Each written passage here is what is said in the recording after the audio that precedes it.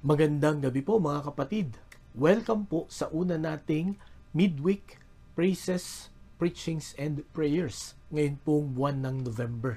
At katulad po ng mga nagdaang buwan, alam ko po na sa bagong buwan na ito na mayroon po tayo na binigay sa atin ng Panginoon ay marami po ulit siya na ituturo sa atin. Kaya nawa ngayong gabi ay handa na po ang ating puso, ang ating pong isipan, ang ating pong mga tainga upang pakinggan natin pong muli ang mga salita ng Panginoon para meron po tayong liwanag, meron tayong gabay sa paggugol po natin sa bawat araw ng buwang ito. Mahalaga po na maalala natin ang mga instructions ng Panginoon sapagkat ilang araw na lang ay matatapos na ang taong ito, 2024. At kung ito pong mga natutunan natin ay hindi natin makakalimutan, ito po ay pwede nating baunin para tayo po ay maging matagumpay sa papasok na bagong taon. Kaya ngayong gabi, buksan na po natin ang ating pong mga Bibles sa Proverbs chapter 30 verses 7 to 9. Proverbs 30, 7 to 9. Sabi po dito, "Two things I ask of you, O Lord, do not refuse me before I die. Keep falsehood and lies far from me. Give me neither poverty nor riches, but give me only my daily bread. Otherwise, I may have too much and disown you, and say, Who is the Lord? Or I may become poor and steal, and so dishonor the name of my God." Pagpalain po ng Panginoon ang pagkabasa ng kanyang salita, tayo po'y manalangin. Panginoon, salamat po sa gabing ito, salamat sa bawat isa, salamat po Panginoon sa kalayaan na meron kami para amin pong pag-aralan parati ang inyong salita. Tulungan mo kami sa panibagong buwan na ito na magkaroon ulit ng gabay at liwanag sa pamagitan po ng inyong pong salita, upang sa bawat lilipas na araw ng buwang ito ay tunay po na magawa namin ang inyo po Panginoong kalooban. Panginoon, dalahin ko po na tulungan mo kami na maunawaan at maisagawa ang inyong salita na maririnig namin ngayong gabi. Sapagkat lahat ng ito ay dalangin namin sa pangalan ni Jesus. Amen. Kung kayo po ay bibili ng upuan, kung kayo pupunta sa mall, at makakita kayo ng 4-legged chair at saka 3-legged chair, ano po ang inyong pipiliin? Siyempre, ang pipiliin ninyo ay yung 4-legged chair sapagkat ang inyo pong iniisip, ang ating pong iniisip, mas balanse, mas stable, mas safe, at mas makakapahinga tayo ng maayos pagka 4-legged chair ang atin pong binili, ginamit, inupuan, kumpara sa 3-legged chair.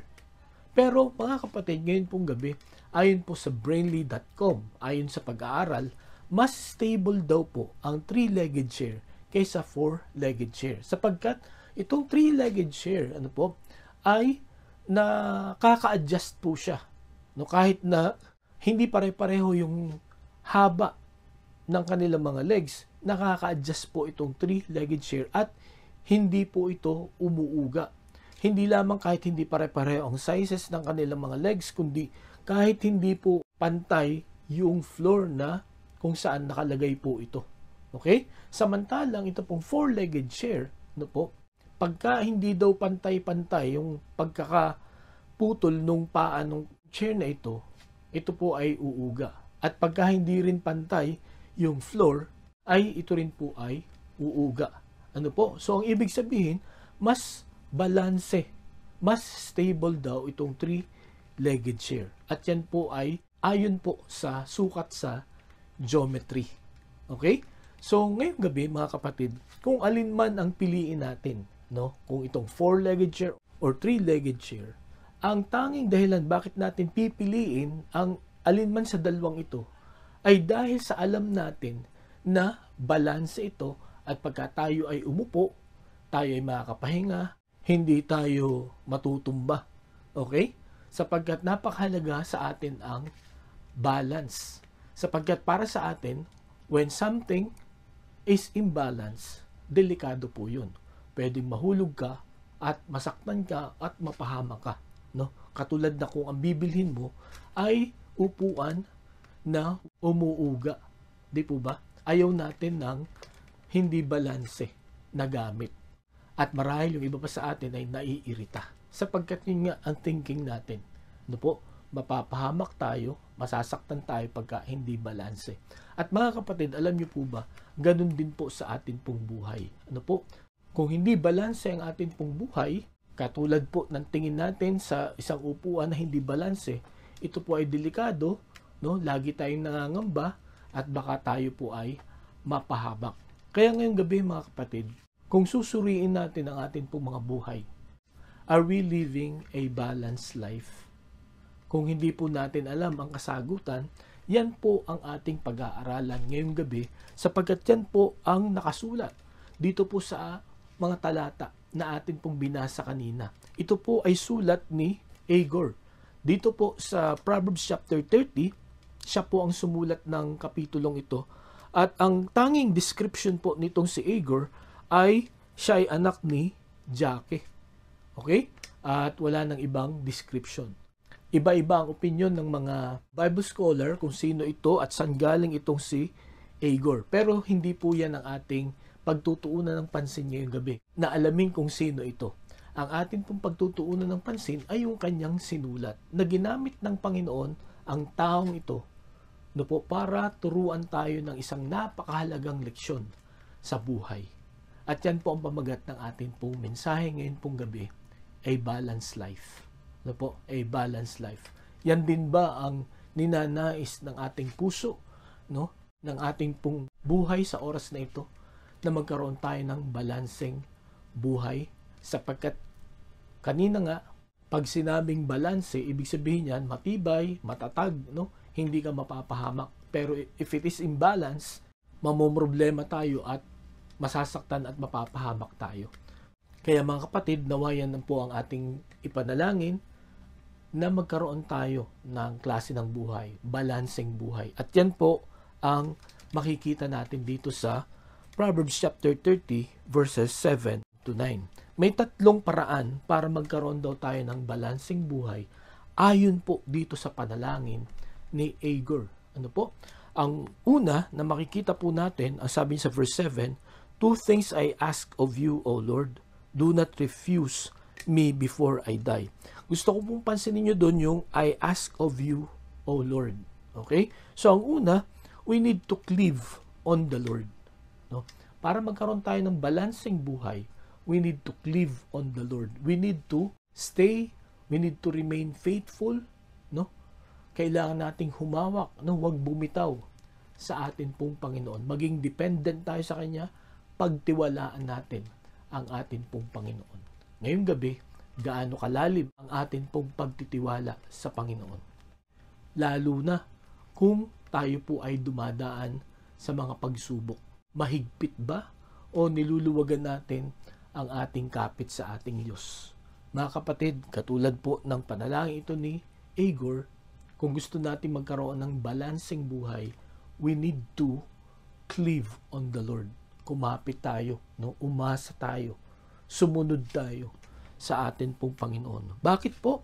Sapagkat ayon po sa Job chapter 33 verse 4, "The Spirit of God has made me, the breath of the Almighty gives me life." No? So makita po natin dito, bakit kailangan nating humawak, no? Umasa, sumampalataya sa ating Panginoon.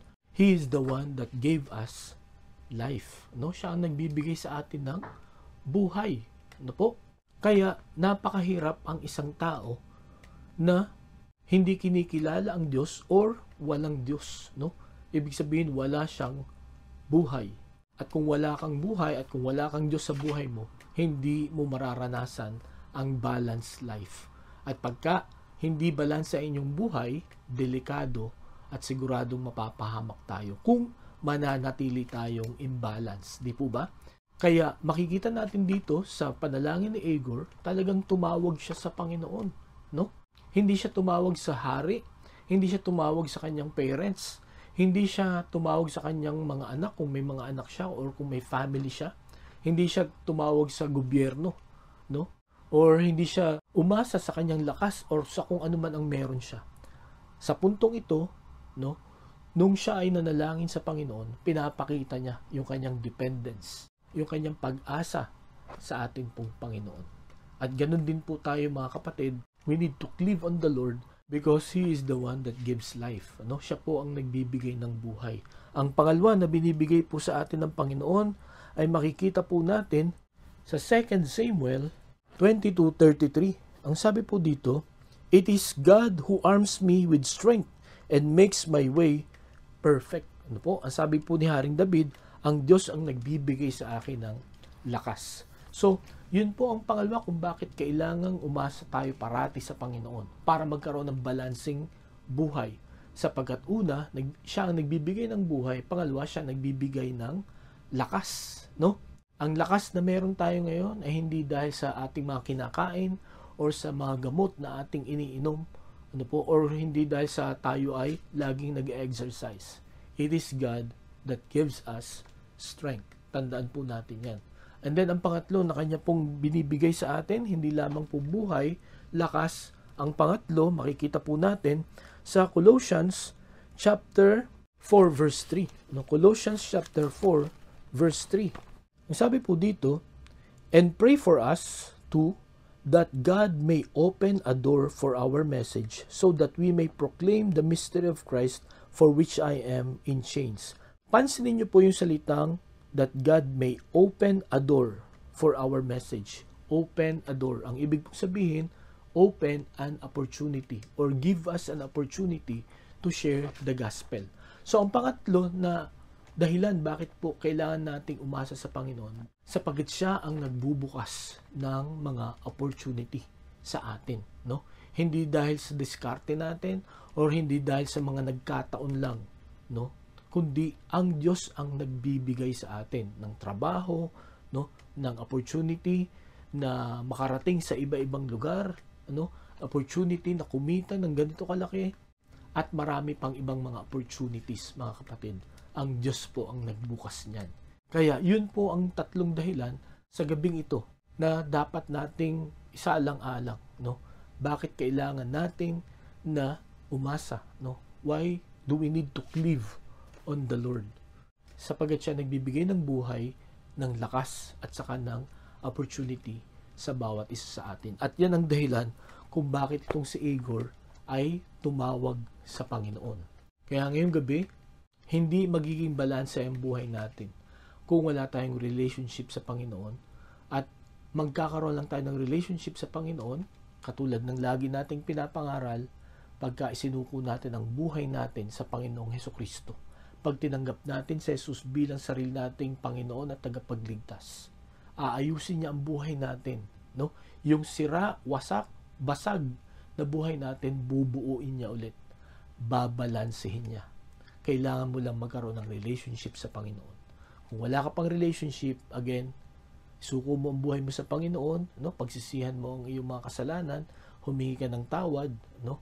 At tanggapin mo si Jesus bilang sariling tagapagligtas. At patuloy na pag-aralan mo at sundin ang kanyang salita. In that way, magkakaroon ka ng relationship at matatag na relationship sa ating Panginoon. At pag meron na tayong matatag na relationship, yun, mararanasan na po natin ang balancing buhay. Yun po ang una na makikita natin base po dito sa mga talata natin pong binasa. Ano po? Na sulat ni Igor. Ang pangalawa, hindi lamang cleave on the Lord, but live within your means. Live within your means. Kung gusto nating maranasan ang balancing buhay, no, hindi lamang dapat tayo umasa sa Diyos, kundi dapat mamuhay tayo sa kung ano ang meron tayo. Ang sabi niya dito, kung babalikan natin, sa verse 8, "Give me neither poverty nor riches, but give me only my daily bread." No? Napakaganda nitong panalangin ito. Ang sabi niya, wag mo akong bigyan ng kayamanan at wag mo naman akong paghirapin. No? Ang ipagkaloob mo lang parati sa akin ay yung araw-araw kong pangangailangan. My daily bread. Okay? Hindi my future bread. Hindi niya sinabi, bigyan mo ko ng maraming-marami para secured na ang aking future. No? My daily bread. Alam niyo po ba kung bakit daily bread?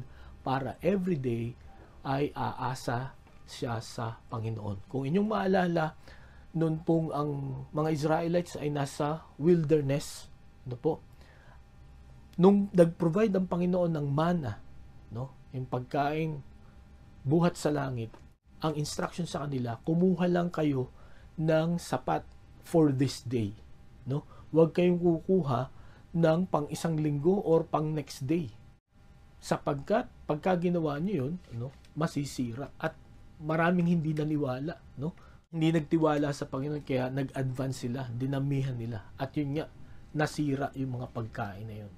Ang gusto ng Panginoon, everyday, aasa tayo sa Kanya. At ang sabi ni Igor, no, huwag mo akong bigyan ng kayamanan at huwag mo rin akong paghirapin. Okay? Sapat lang ang ibigay mo. At yan po ang ibig sabihin ng live within your means. Kung ano lang ang meron ka ngayon, no, yun lang ang iyong gastusin. No? At kung pwede lang makaipon, no, ay ipunin po natin. No? Yun lang ang atin pong gastusin. No, huwag po tayong gagastos ng higit pa, no, sa kung ano ang meron tayo, no. Huwag po tayong mangungutang kung wala po tayong inaasahan na pambayad. Okay? Pwede naman tayong mangutang basta tayo ay magbabayad. Pero kung wala po tayong pambayad, yun, balik po tayo dito. Let us live within our means or according to our means, no? Kung ano man ang meron tayo. At tatlong bagay ang dapat nating matutunan kung para magawa po natin to. Una, kailangan tayong mag-budget, no? Talagang alamin po natin yung kailangan na bilhin at hindi kailangan. Okay? Kailangan po natin mag-budget. Pangalawa, kailangan natin po ng disiplina. May kakilala po ako na meron siyang ATM card. Na yung ATM card yun, lagi niyang nilalaman yung dinidepositohan. At ang pangako niya sa kanyang sarili, hindi niya yun gagalawin, hindi niya yun withdrawin. Hanggat ang sitwasyon ay a matter of life and death. Yung sobrang emergency.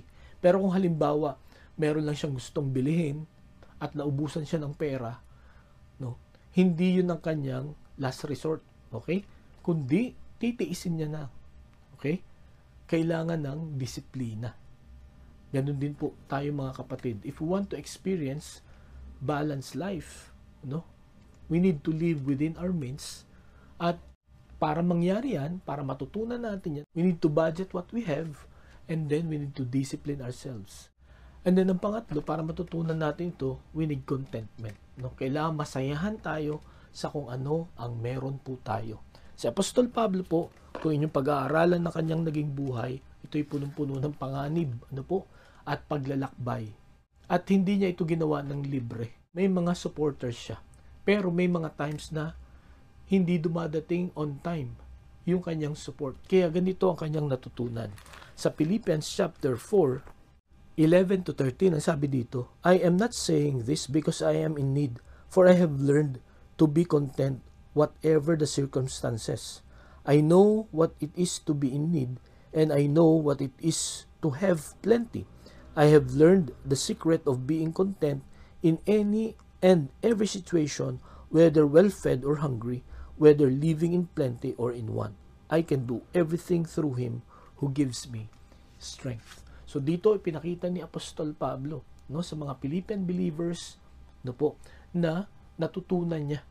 Tandaan niyo po, ang contentment, hindi ito madaling matutunan. Hindi po ito matututunan nyo agad bukas. It takes time. No? It is a process to learn contentment.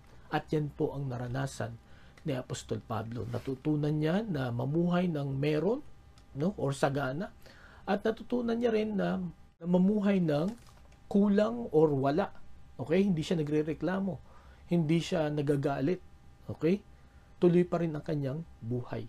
So maganda po na ganun din po ang matutunan natin. No? Kung ano po ang meron tayo, ipagpasalamat natin. Sapagkat ito po ang aking experience, hindi po tayo pagkukulangin ng Panginoon.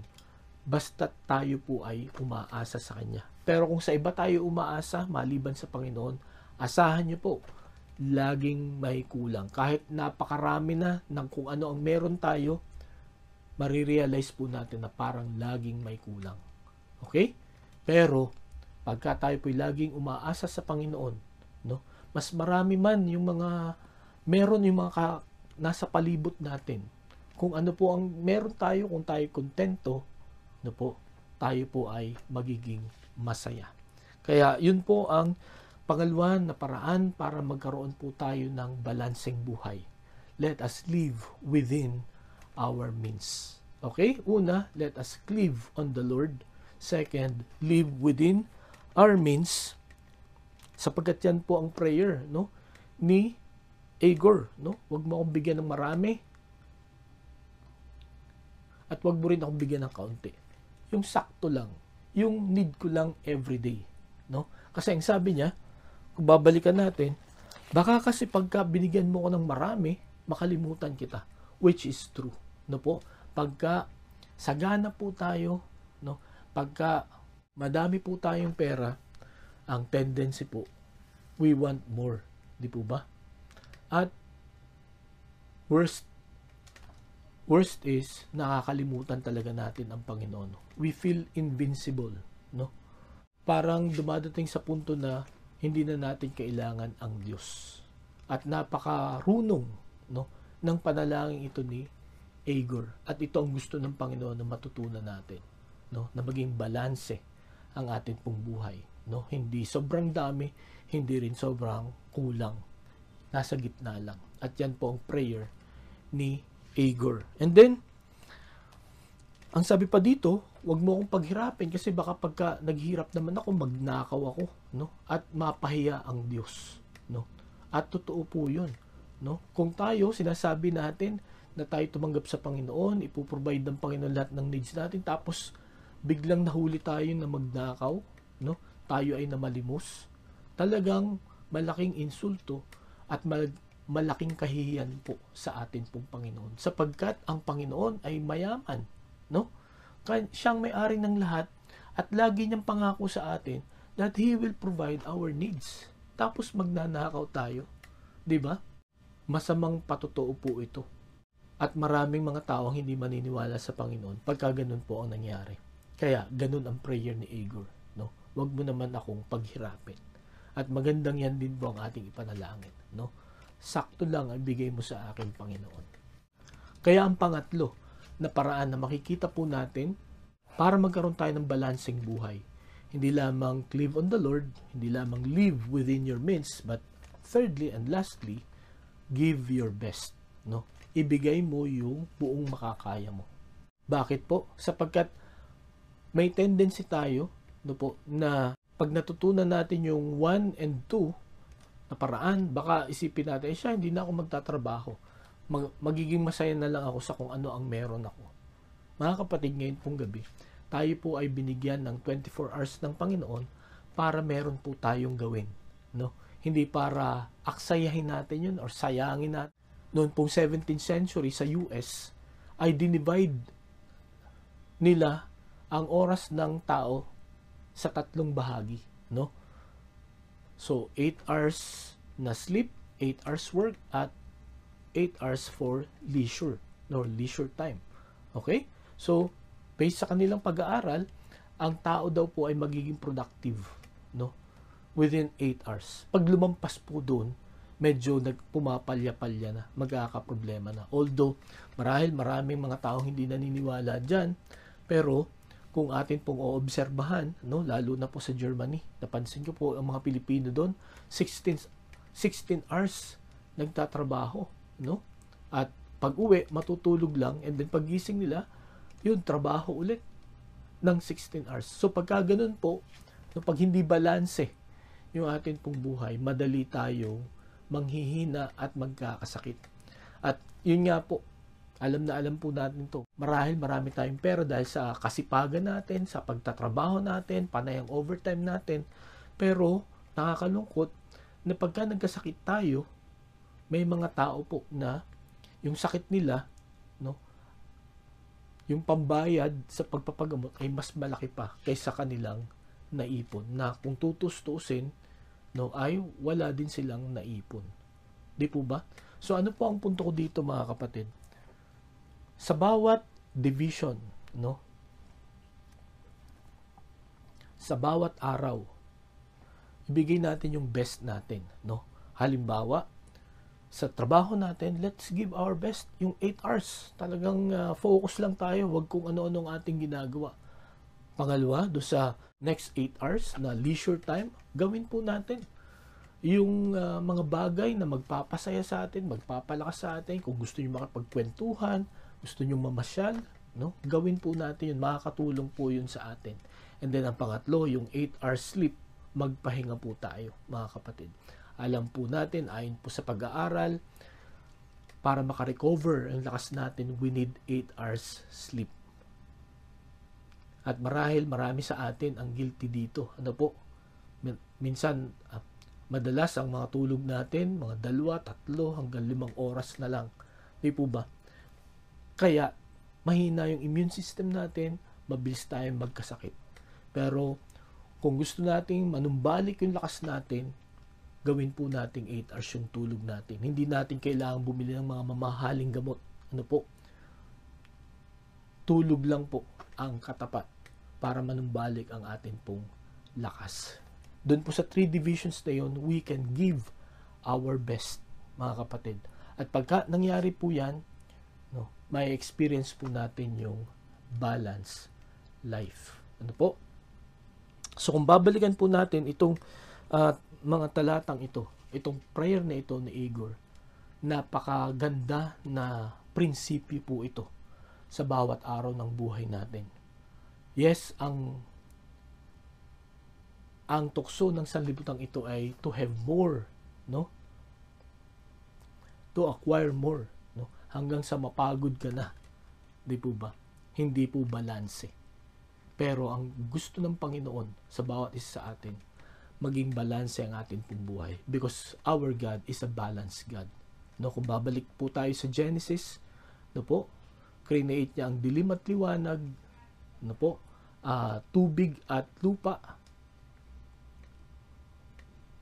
langit at lupa, no?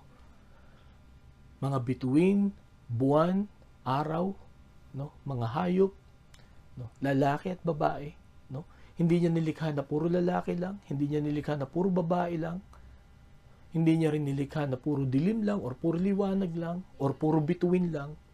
May balance po sa atin pong mundo, sapagkat God is a balanced God at gusto niya na maging balance din ang ating pong buhay. Ito pong panalangin ni Igor ang nagpapakita na pwede na maging balanse ang buhay po natin. Ano pong dapat natin gawin? We need to cleave on the Lord, we need to live within our means, and we need to give our best. Tayo po'y manalangin. Salamat Lord sa paalala mo sa amin ngayong gabi. Madalas namin nakakalimutan ito. Lord, tulungan mo kami na magkaroon ng balanseng buhay. Tulungan mo kami na laging umasa sa inyo. Tulungan mo kami na mamuhay ng naayon lamang sa kung papaano mo kami pinagpala. Sapagat ang inyo pong provision ay hindi kulang. Lagi itong sakto sa amin pong mga pangangailangan. At tulungan mo kami na laging magtiwala sa bawat araw sa lahat ng aming pangangailangan. And help us, Lord, to give our best habang kami nabubuhay dito sa lupa upang magkaroon ng kahulugan at kabuluhan ang amin pong maikling panahon sa sanlibutan ito.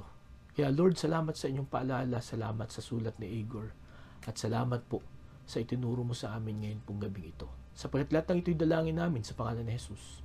Amen. Maraming salamat po sa inyong pakikinig. Pagpalain po tayong patuloy ng Panginoon at patuloy tayong mag-ingat. Magandang gabi po sa bawat isa.